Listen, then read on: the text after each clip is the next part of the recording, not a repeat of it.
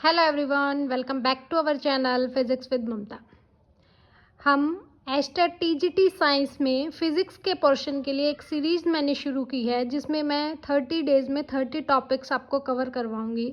इन 30 topic से आपके लगभग सारे क्वेश्चन फिज़िक्स के तो बन जाएंगे, कोई दिक्कत नहीं है, क्योंकि टीजीटी साइंस वाले बच्चों को जनरली ज़्यादा फोबिया फिज़िक्स से ही रहता है कि फ़िज़िक्स के क्वेश्चन बन जाएं। वैसे इजी आते, इतने मॉडरेट कह सकते हैं, ज़्यादा मुश्किल क्वेश्चन नहीं पूछे जाते हैं टीजीटी साइंस में फ़िज़िक्स के बेसिकली। तो अगर आप 30 टॉपिक्स भी फिज़िक्स के कर लेते हो तो आप इजीली आप क्या कर सकते हो, क्रैक कर सकते हो टीजीटी साइंस, है ना। हम क्या करेंगे, पहले थोड़ा टॉपिक डिस्कस करेंगे, इंपॉर्टेंट फार्मूलाज डिस्कस करेंगे, फिर उन्हीं फार्मूलाज पे बेस्ड हम क्या करेंगे, क्वेश्चंस को डील करेंगे। तो आज मैं एक इंपॉर्टेंट टॉपिक ले रही हूँ, थर्मोडाइनमिक्स। थर्मो का मतलब क्या होता है, टेम्परेचर। डायनमिक्स का मतलब होता है मोशन। तो जिसमें टेम्परेचर, हीट, एनर्जी, इन सब का मोशन या डायनमिक्स की बात करें, वो जो ब्रांच है फिजिक्स की, वो हम क्या कहते हैं उसको, थर्मोडायनमिक्स। इसमें मेनली हम बात करेंगे, एक तो हीट क्या होता है। हीट क्या होता है, ये ट्रांसफ़र ऑफ एनर्जी है, किसकी वजह से, due to change in the temperature. और हीट को हम जो फिजिक्स में डिनोट किससे करते हैं, क्यू से हम क्या करते हैं, डिनोट करते हैं। इसके बाद हम डिस्कस करेंगे वर्क। थर्मोडायनमिक्स में वर्क क्या होता है, तो किसी सिस्टम पे वर्क करने के लिए हमें क्या चाहिए, उस सिस्टम में जो चेंज होगी कुछ आइटम्स, जैसे प्रेशर है, वॉल्यूम है, टेम्परेचर है, तो वो आपके पास क्या होगा। जैसे हम क्या करते हैं, मैकेनिक्स में वर्क डन कैसे लिखते हैं, फोर्स इनटू डिस्प्लेसमेंट, जबकि आपके पास थर्मोडायनमिक्स में वर्क डन क्या होगा, that should be equal to P dot D V. या फिर अगर टोटल वर्क डन निकालना, ये डी डब्ल्यू है, that is P dot D V. अगर टोटल वर्क डन निकालना है तो आप इंटीग्रेट करोगे P dot D V, V initial to V final तक।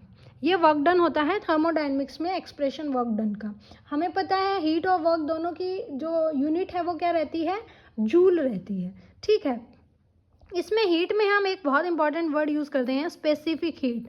स्पेसिफिक हीट ऐसा नाम क्यों दिया गया, स्पेसिफाई कर दिया हमने। क्या स्पेसिफाई कर दिया हमने, ये स्पेसिफाई कर दिया इसमें कि 1 ग्राम सबस्टांस का जब मेरे को 1 डिग्री सेल्सियस या 1 केल्विन टेम्परेचर क्या करना पड़े, इंक्रीज करना पड़े, तो उसके लिए जितनी हीट रिक्वायर्ड होगी वो उसकी क्या होगी, स्पेसिफिक हीट। तो 1 ग्राम सबस्टांस का 1 डिग्री सेल्सियस या 1 केल्विन टेम्परेचर इंक्रीज करने के लिए जितनी हीट आपको रिक्वायर्ड होगी वो उस सिस्टम की क्या कहलाएगी, क्यू हीट।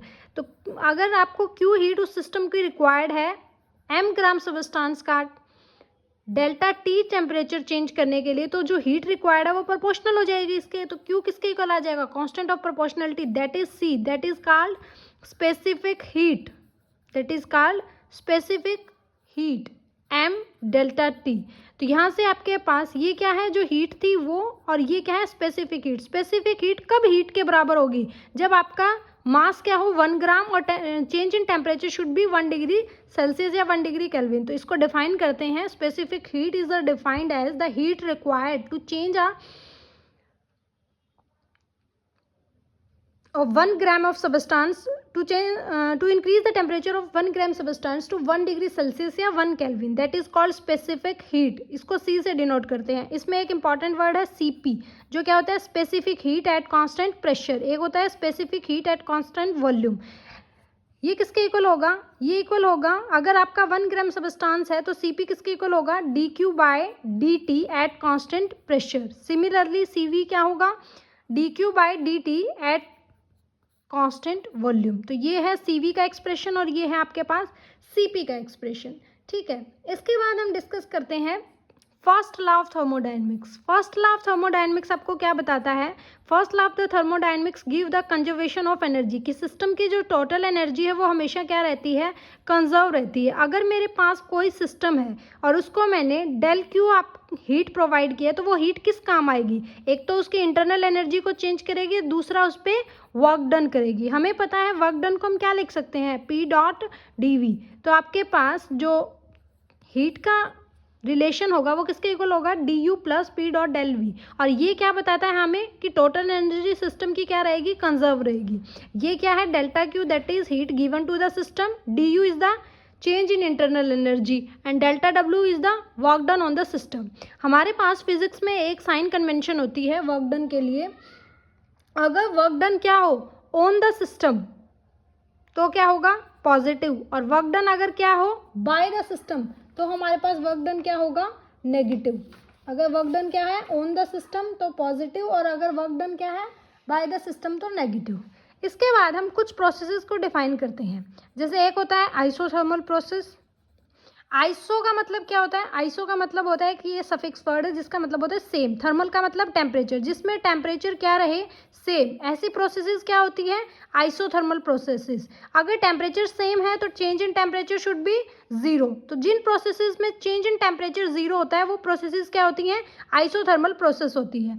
दूसरी अगर मैं बात करूं आइसोबैरिक, आइसोबैरिक प्रोसेस कौन सी होती है, आइसो का मतलब सेम, बैरिक क्या होता है बार किसकी यूनिट होती है प्रेशर की। तो change in pressure should be zero, या फिर pressure of the system remains constant. वो प्रोसेसेस कौन सी हो सकती है आपकी आइसोबैरिक। अगर मैं बात करूं आइसोकोरिक प्रोसेस की, तो आइसोकोरिक प्रोसेस कौन सी होती है, कोरिक का मतलब होता है volume, change in volume should be zero, या फिर वॉल्यूम ऑफ द टू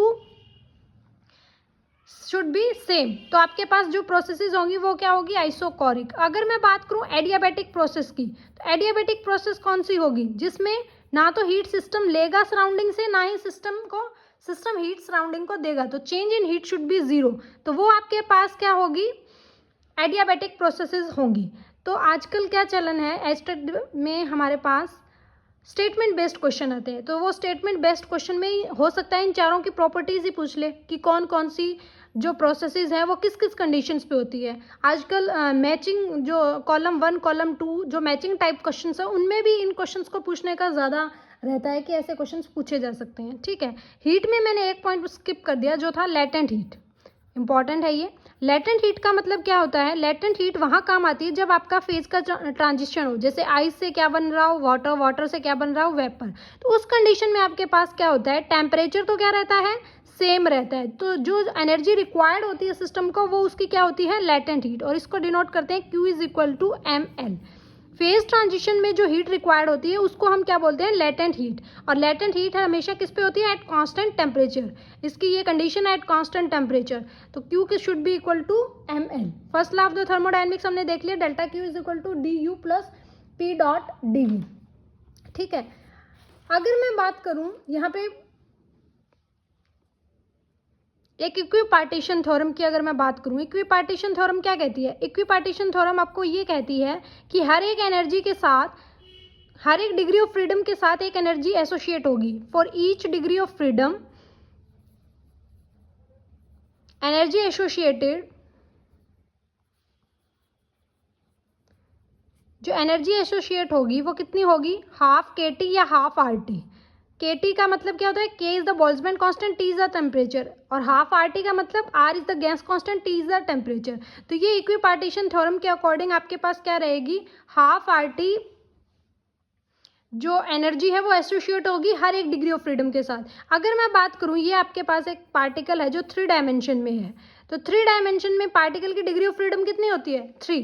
तो मैं अगर पूछूं कि कितनी एनर्जी एसोसिएट होगी उस पार्टिकल की, तो वो कितनी होगी 3 into half RT, that should be equal to 3/2 RT। तो 4 मोनो एटॉमिक गैस, ऐसी गैस को क्या बोलते हैं हम मोनो एटॉमिक गैस। एग्जाम्पल अगर मैं बात करूं मोनो एटॉमिक गैस का तो आर्गन, आर्गन हमारे पास क्या गैस है जो मोनो एटॉमिक गैस है जिसकी डिग्री ऑफ फ्रीडम क्या है 3, और एनर्जी एसोसिएट जो होगी वो क्या होगी 3/2 ऑफ RT। तो हम अगर CP/CV निकालना चाहें तो देखो एनर्जी कितनी आ गई 3/2 RT, किसके लिए फॉर मोनो एटॉमिक गैस के लिए। तो अगर मैं बात करूँ CV की, तो CV क्या होता है du/dt या फिर dq/dt एट कांस्टेंट वॉल्यूम, ये किसके इक्वल होगा 3/2 ऑफ R। अगर मैं CP की बात करूँ तो ये क्या होता है du या dq/dt एट कांस्टेंट प्रेशर। तो हमारे पास एक रिलेशन होता है CP माइनस CV के बीच में, CP minus CV is equal to NR, जिसको बोलते हैं मैयर फॉर्मूला, और ये एप्लीकेबल है सिर्फ आइडियल गैसेस के लिए। अगर n की वैल्यू 1 है तो CP माइनस CV किसके इक्वल हो जाएगा R के इक्वल। अगर मैं कह दूं कि मेरे पास 1 मोल मोनो एटॉमिक गैस है जिसकी एनर्जी कितनी है 3/2 RT, तो CP की वैल्यू क्या होगी, तो CP क्या होगी R प्लस CV हमने निकाल लिया 3/2 ऑफ R, तो CP क्या हो जाएगा 5/2 ऑफ R।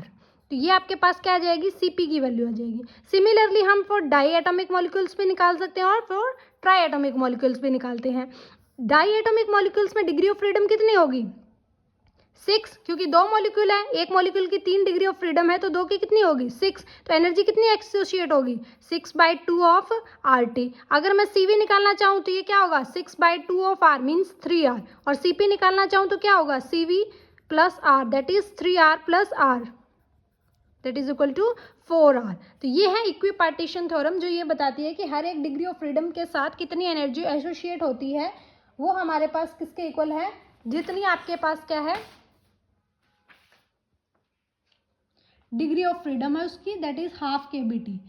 ठीक है, नेक्स्ट हम इस पे क्वेश्चन डिस्कस करते हैं, जो हमने थ्योरी पढ़ी है उसी पे क्वेश्चन हम डिस्कस करते हैं कि कैसे कैसे क्वेश्चन पूछे जा सकते हैं। जैसे फर्स्ट क्वेश्चन है कि volume of an ideal gas in changes from, volume कहाँ से कहाँ तक चेंज हो रहा है 10 metre cube to 4 metre cube, इसका मतलब वॉल्यूम डिक्रीज हो रहा है at constant pressure, pressure constant है जिसकी वैल्यू है, प्रेशर की वैल्यू आपको गिवन है 50 पास्कल। तो वर्क डन बताना है कि वर्क डन क्या होगा, तो हमें पता है फॉर कांस्टेंट प्रेशर, ये कौन सी प्रोसेस हुई आइसोबैरिक, तो इस केस में जो वर्क डन होता है वो क्या होता है, प्रेशर कांस्टेंट है, वॉल्यूम चेंज हो रहा है कहाँ से कहाँ तक, V initial to V final, that is DV। तो इसको क्या लिख सकते हैं P into V final minus V of initial. तो प्रेशर आपको गिवन है कितना 50 पास्कल, और फाइनल वॉल्यूम कितना है 4, और इनिशियल वॉल्यूम कितना है -10, तो ये क्या होगा -6 माइनस 300 जूल। तो कितना वर्क डन हुआ माइनस ऑफ 300 जूल, क्योंकि वॉल्यूम क्या हो रहा है डिक्रीज हो रहा है, तो वर्क डन क्या हुआ नेगेटिव। अगर वॉल्यूम क्या होता है इंक्रीज, मतलब क्या होता है एक्सपेंशन, तो उस केस में हमारे पास वर्क डन क्या होता पॉजिटिव। सेकंड आपका है स्टेटमेंट बेस्ड क्वेश्चन, ये क्या कहता है कि first law of the thermodynamics क्या रिप्रेजेंट करती है, क्या कंजर्व करती है, हीट को, वर्क को, मोमेंटम को, या फिर एनर्जी को। तो जो हमारे पास second law of the thermodynamics है वो क्या रिप्रेजेंट करता है, conservation of energy, conserve of energy. ठीक है, क्वेश्चन नंबर थर्ड आपके पास क्या है कि जब when 110 joule of heat are added to a gaseous system, कि 110 जूल हीट मैंने सिस्टम को दे दी और उसकी इंटरनल एनर्जी क्या हुई इंक्रीज हुई कितनी 40 जूल तक, तो अमाउंट ऑफ वर्क डन मेरे को फाइंड आउट करना है। तो ये क्वेश्चन डायरेक्ट बेस्ड है किस पे, first law of the thermodynamics, that should be equal to DQ is equal to DU plus P dot DV या फिर डेल W। ये वर्क डन है, हीट कितनी दी सिस्टम को 110 जूल, इंटरनल एनर्जी कितनी इंक्रीज हुई 40, तो इस तरफ ले आऊंगी तो ये क्या बनेगा -40, तो वर्क डन कितना होगा 70 जूल। ये पॉजिटिव वर्क डन है। अगर वो कह दे कि हमारे पास सिस्टम से हीट ली गई है, अगर वो एडिड की जगह ये कह देता कि मैंने सिस्टम से 110 जूल हीट ली, मतलब सिस्टम ने सराउंडिंग से 110 जूल हीट ली, तो मैं हीट को क्या करती नेगेटिव, और इंटरनल एनर्जी उसकी क्या होती इंक्रीज -40, तो वर्क डन क्या होगा negative, that should be equal to -180। तो हो सकता है अगली बार वो क्वेश्चन में ऐसे डाल दे कि ये आपको ध्यान रखना है साइन कन्वेंशन क्या होगी, अगर सिस्टम को हीट दे रहे हैं तो heat energy should be positive, अगर सिस्टम से हीट ले रहे हैं तो heat energy should be negative. ठीक है, क्वेश्चन नंबर फोर्थ, क्वेश्चन क्या कहता है, the property of the system that does not change during an adiabatic change. जब एडियाबैटिक प्रोसेस होती है या फिर एडियाबैटिक चेंज होता है तो कौन सी क्वांटिटी चेंज नहीं होती है, क्या उसका टेम्परेचर चेंज नहीं होता, option first, second option volume change नहीं होता, third pressure, and fourth is heat. तो मैंने बताया था कि एडियाबैटिक प्रोसेस में हमारे पास चेंज इन हीट क्या होता है 0, या फिर हीट क्या रहती है कांस्टेंट। इस कंडीशन में हमारे पास सिस्टम ना तो कोई सराउंडिंग से हीट लेता है ना ही सराउंडिंग को कोई हीट देता है, मतलब सिस्टम किसकी तरह बिहेव करता है इंसुलेटिंग बॉडी की तरह बिहेव करता है। तो इसका ऑप्शन करेक्ट कौन सा रहेगा, क्वेश्चन नंबर फोर्थ। नेक्स्ट है हमारे पास question number 5, the relation between pressure and volume of a given mass of a gas for isothermal change is. Isothermal process के लिए रिलेशन क्या होगा, तो आइसोथर्मल की कंडीशन क्या थी, टेम्परेचर रिमेन्स कांस्टेंट, है ना, और आइडियल गैस इक्वेशन होती क्या है, PV is equal to for 1 mole PV is equal to RT। R क्या है गैस कांस्टेंट, जो कांस्टेंट है, टेम्परेचर भी कांस्टेंट है, इसका मतलब PV टर्म क्या होगी कांस्टेंट। तो यही रिलेशन होता है आइसोथर्मल प्रोसेस में प्रेशर और वॉल्यूम का, that should be equal to PV is equal to constant. ठीक है, नेक्स्ट हम डिस्कस करेंगे क्वेश्चन नंबर 6, जो गिवन है 1 मोल, कितनी मोल दी है 1 mole of monoatomic gas gamma is equal to 5/3 is mixed with 1 mole of diatomic gas जिसमें गामा की वैल्यू है 7/5। तो value of the gamma for mixture क्या होगा? पहले तो मैं आपको ये बता दूं कि गामा क्या होता है। गामा रेशियो होता है किस किस का? Cp/Cv का। और Cp/Cv मैंने आपको मोनो एटॉमिक और डाई एटॉमिक के लिए निकालना सिखा दिया है और इसने दिया भी हुआ है। तो गामा किस किस का रेशियो है? Cp/Cv का। तो ये रेशियो आपके पास 5/3। इसका मतलब ये क्या है? 5/r और 3/r, जो किसकी वैल्यू है? 5/r किसकी वैल्यू हुई? Cp की, और 3/r किसकी वैल्यू हुई? Cv की, क्योंकि हमारे पास गामा किसका रेशियो है? Cp/Cv का। तो मोनो एटॉमिक के लिए Cp की वैल्यू कितनी आती है? 5/2 ऑफ r, और Cv के लिए कितनी आती है? 3/2 ऑफ r, है ना। तो हमारे पास मोनो एटॉमिक के केस में Cp की वैल्यू कितनी हुई? 5/2 ऑफ r, और Cv की वैल्यू कितनी हुई? 3/2 of r। Similarly for diatomic molecule के लिए गामा की वैल्यू क्या हुई? 7/2 of r by 3/2 of r। ठीक है, तो इसने पूछा है उस मिक्सचर का क्या होगा। तो मिक्सचर का निकालने के लिए एक फॉर्मूला होता है, नोट कर लीजिए आप, कि अगर हमारे पास मिक्सचर का क्या पूछा है? रेशो पूछा है गामा। तो पहले मिक्सचर का Cv निकालना आना चाहिए आपको। Cv मिक्सचर का कैसे निकलेगा? जो फर्स्ट गैस दी हुई है उसका नंबर ऑफ मोल्स इनटू उसकी specific heat at constant volume, plus second gas का नंबर ऑफ मोल्स इनटू उसकी specific heat Cv2 over N1 plus N2। तो यहाँ पे मैंने मिक्सचर का Cv अगर मैं निकालूँ तो क्या आएगा? पहली गैस कितनी है? 1 मोल, और सेकंड गैस भी कितनी है? 1 मोल। और फर्स्ट गैस के लिए Cv1 की वैल्यू क्या है? 3/2 ऑफ r, और सेकंड के लिए 5/2 ऑफ r। नीचे कितना होगा सम दोनों मोल्स का? 1 1 2। तो ये क्या बनेगा? 8/2 4, और 4/2 2r। तो Cv की वैल्यू क्या आ जाएगी? 2r। हमें पता है फॉर्मूला Cp माइनस Cv किसके इक्वल होता है? nr। फॉर 1 मोल r के इक्वल होगा। तो Cp मिक्सचर का क्या निकल जाएगा? Cv प्लस r, और Cv मैंने कितना निकाला? 2। तो Cp क्या आएगा? 3r। और गामा पूछा है इसमें, तो गामा क्या है? Ratio of Cp/Cv, that should be equal to 3/2 of r या 1.5। तो ये ऑप्शन आपका क्या हो जाएगा? करेक्ट हो जाएगा। इसका फॉर्मूला आप थोड़ा सा देख लेना, जो मैं थोड़ा टॉपिक में बताना स्किप कर गई थी, क्वेश्चन में बता दिया आपको डायरेक्ट, कि अगर मिक्सचर का Cv निकालना हो तो क्या होगा? पहली गैस के नंबर ऑफ मोल्स इंटू उसका Cv, प्लस सेकेंड गैस के नंबर ऑफ मोल्स इंटू इसकी specific heat at constant volume, नीचे दोनों का मोल का सम। अगर Cv निकाल लिया तो Cp minus Cv is equal to nr के फॉर्मूले से आप Cp निकाल लोगे, और फिर रेशो निकाल लोगे गामा का Cp/Cv का। ठीक है, नेक्स्ट क्वेश्चन है क्वेश्चन नंबर 7, कि एक आइडियल गैस है जिसकी state I2F is given. Graph बनाना भूल गए, कि एक ऐसी स्टेट आपको गिवन है जिसमें ये इसकी इनिशियल पोजीशन है, ये उसकी फाइनल पोजीशन है। ये ग्राफ है PT ग्राफ। तो जो वर्क डन होगा प्रोसेस में वो क्या होगा? तो ऐसे मैंने आपको बताया था कि अगर आपके पास PV डायग्राम हो और उसमें अगर हमें क्या निकालना हो? सिस्टम का वर्क डन। तो मान लेती हूँ मेरे पास अगर ये कर्व है A से B और PV डायग्राम है, जितना ये कर्व क्या करेगी? एरिया एनक्लोज करेगी, वही उसका क्या होगा? वर्क डन होगा, है ना।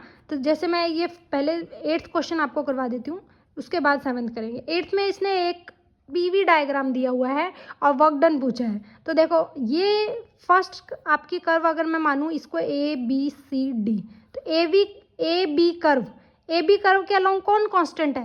प्रेशर। AB कर्व के अलोंग कौन कांस्टेंट है? प्रेशर। तो प्रेशर कांस्टेंट है तो वर्क डन क्या होगा? P into V2 minus V1।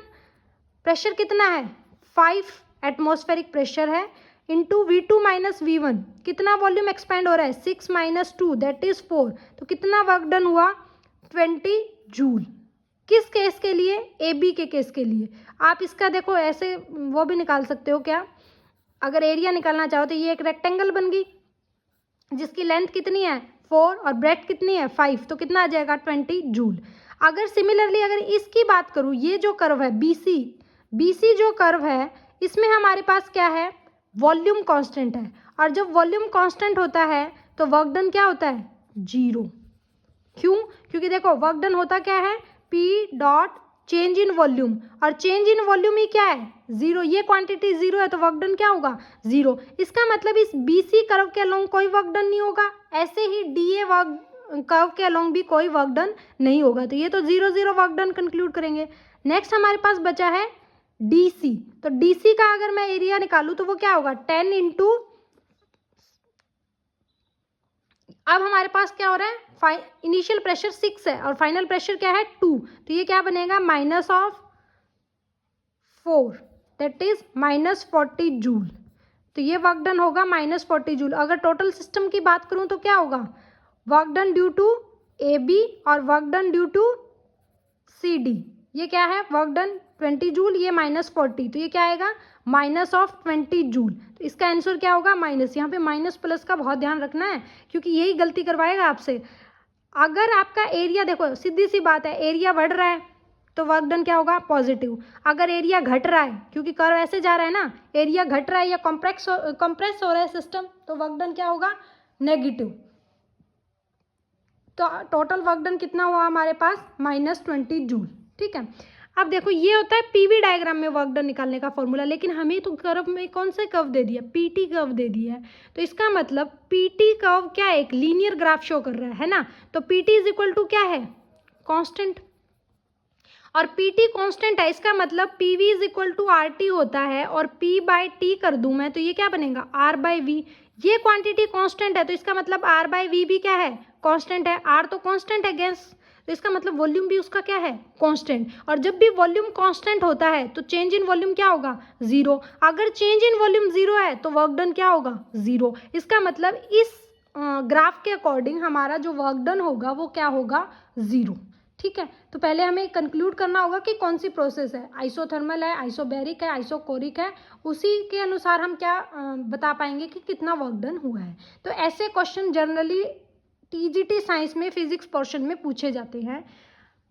तो इसके लिए थर्मोडायनेमिक्स के टॉपिक से ऐसे ही क्वेश्चन पूछे जाते हैं, इससे हायर लेवल के क्वेश्चन वो नहीं पूछता है। इस तरह के क्वेश्चंस आप ट्राई कर सकते हैं और भी प्रैक्टिस कर सकते हैं। मैंने 8 क्वेश्चंस में मैक्सिमम कवर करने की कोशिश की है, डिफरेंट टाइप के हमारे क्वेश्चंस लेके, जिसमें मैंने स्टेटमेंट बेस्ड भी क्वेश्चन लिया है, जिसमें मैंने ग्राफ के भी क्वेश्चन लिए हैं, जिसमें मैंने फैक्चुअल क्वेश्चन भी लिए हैं, जिसमें मैंने डायरेक्ट क्वेश्चन बेस्ड फॉर्मूले पे भी क्वेश्चन लिए हैं। तो ऐसी सीरीज़ को देखने के लिए आप मेरे चैनल को ज़्यादा से ज़्यादा सब्सक्राइब करें, ज़्यादा से ज़्यादा अपने पॉजिटिव कमेंट्स करें कि आपको ये वीडियो कैसी लगी, और क्या आप चाहते हैं ऐसी और वीडियो देखने जिसमें मैं पहले टॉपिक करवाऊं और फिर उससे रिलेटेड क्वेश्चंस करवाऊं, और जितने मैक्सिमम टॉपिक्स फिजिक्स में जो इंपॉर्टेंट है, जिनसे क्वेश्चन हर हाल में पूछा जाता है TGT साइंस में, वो टॉपिक्स करवाऊं। तो आप उसके लिए एक अच्छा सा कमेंट करें और मेरे चैनल को जितना ज़्यादा हो सके उतना सब्सक्राइब और शेयर ज़रूर करें। Thank you so much. Stay tuned with us.